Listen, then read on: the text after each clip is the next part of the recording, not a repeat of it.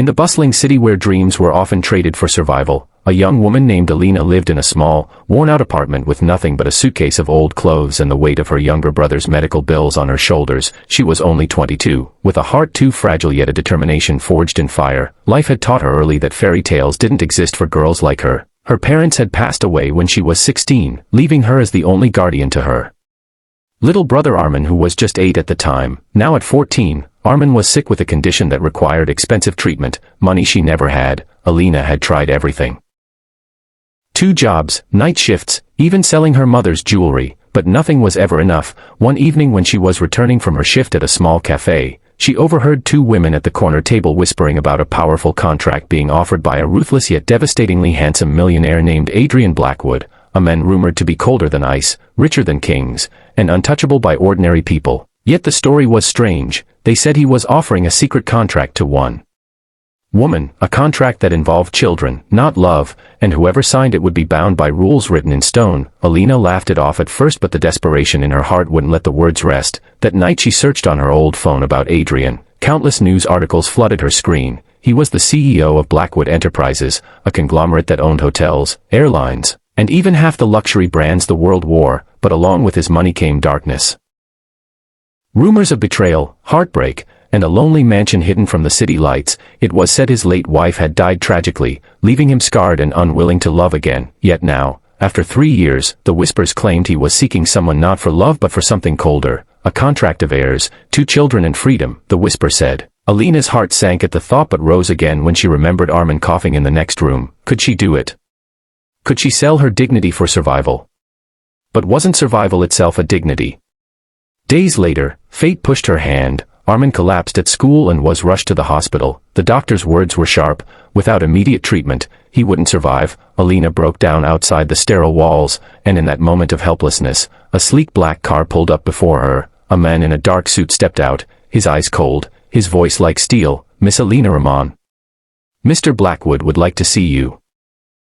She froze, heart hammering, but followed. The car drove her into the heart of the city, then far out to the cliffs where a mansion stood like a fortress against the sea. She was led into a vast room with glass walls opening to the endless ocean, and there he was, Adrien Blackwood, tall, broad-shouldered, eyes like midnight storms, his presence so powerful it made the air itself heavy. He didn't smile, he only studied her as though she were a puzzle. "You need money," he said flatly, not a question but a fact, "and I need an heir, in fact, 2. Twins, preferably. I don't want a wife, I don't want love, I only want this contract fulfilled. In return, you'll receive enough money to change your life forever. But once you sign, there is no turning back." Alina felt her throat tighten. The words cut like knives but also lit sparks of hope. Could this really be her salvation? He slid a document across the table, black ink, sharp clauses, every line colder than the man himself. It stated clearly, she would live in his mansion until the children were born, she would obey his rules, and when it was done, she could walk away with millions. But something in his last line caught her trembling eyes. "You may leave when I say so, not when you decide." She asked weakly, "And if I change my mind?" His eyes hardened like stone. "Then you'll regret you ever walked into my world."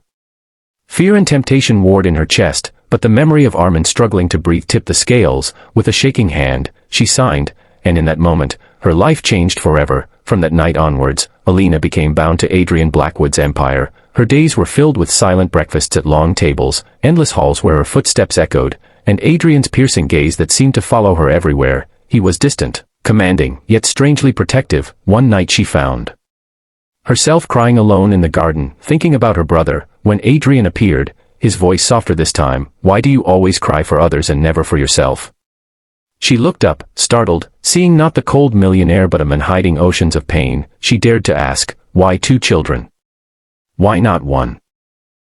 His jaw tightened, a flicker of grief in his eyes before he turned away. "Because I lost 2, he whispered, almost to himself, and walked away. The revelation shook her. Was his heart truly so broken? Days stretched into weeks, and slowly the mansion became less of a prison and more of a strange sanctuary. Adrien began to show cracks in his armor. Small gestures, like sending her favorite tea to her room, or making sure Armin's treatment bills were paid without her asking. Yet he never spoke of love, only duty. One evening, during a thunderstorm, the power went out, and Alina, terrified, lit candles in her room. Suddenly the door opened and Adrien stood there, drenched from the rain, his shirt clinging to his chest, his eyes burning with something she couldn't name. "You signed the contract," he said lowly, stepping closer, "but you have no idea how dangerous it is to be close to me." Yet his hand brushed her cheek, lingering, sending shivers through her soul. Her heart raced as she whispered, "Then why don't you let me walk away?" His answer was raw, fierce, "Because once you entered, you became mine."